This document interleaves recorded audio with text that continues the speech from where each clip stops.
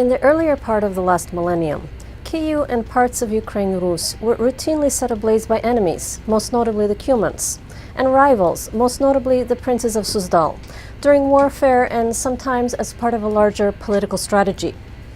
It stands to reason, then, that Ukrainians have a primal sense of aversion to the image of their homeland on fire.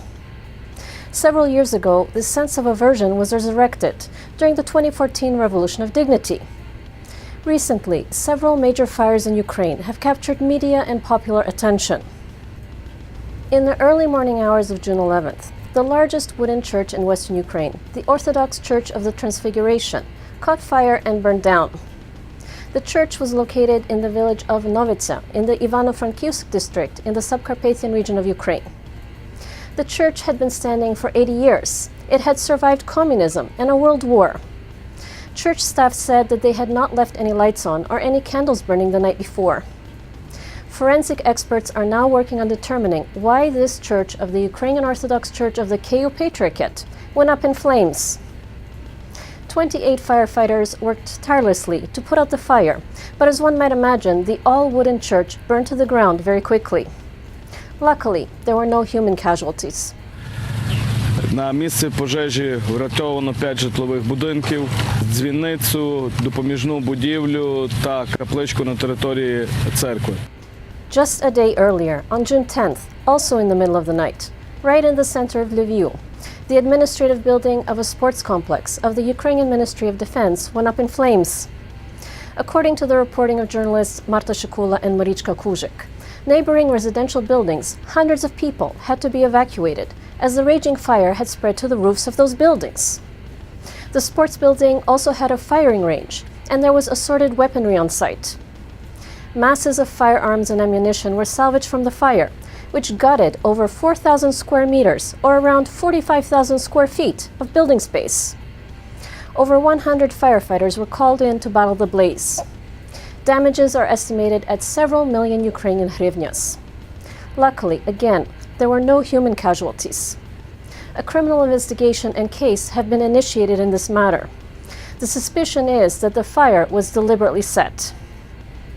On June 5th, a wildfire broke out in the Chornobyl Exclusion Zone, in a high radiation area near the former nuclear power station. 150 firefighters were called in to help put out the fire, which expanded to 12 hectares of land. Thus far, there has been no dangerous elevation in radiation levels in Kyiv or in the Kyiv district. But the State Emergency Service of Ukraine is closely monitoring the situation. The cause of the fire is unknown. However, the State Emergency Service announced that it had found torches at the scene of the fire. A criminal investigation has been initiated. It is unknown whether these 3 fires were acts of vandalism or negligence, or if they were merely accidental. But there are some connections that beg to be addressed. 1. The devastation of a historic wooden church, a quintessentially Ukrainian symbol. All the more a church of the Ukrainian Orthodox Church of the Kyiv Patriarchate, at a time when Moscow is waging a war on the Kyiv Patriarchate. 2. A fire at a facility of the Ukrainian Ministry of Defense. All the more a facility that has a firing range and stores weapons and ammunition, at a time when Russia is engaged in armed aggression against Ukraine. And 3. A fire in a heavily irradiated spot, on the location of the world's worst nuclear accident, just a hop, skip, and a jump away from the current capital city and historic heart of Ukraine, Kyiv. At a time when Moscow is waging an intense campaign to root out Ukrainian identity, rewrite Ukrainian history, and usurp Ukrainian territory and accomplishments. All of this fiery calamity, all occurring at the same time, would seem to be more than just quote-unquote poetic coincidence. And it stokes that primal sense of fear for Ukraine that was engendered 1,000 years ago by Ukraine's enemies and rivals. I'm Tania Stech, and this was Ukraine in the News. Канал 1+1 тепер доступний на Bell International Programming.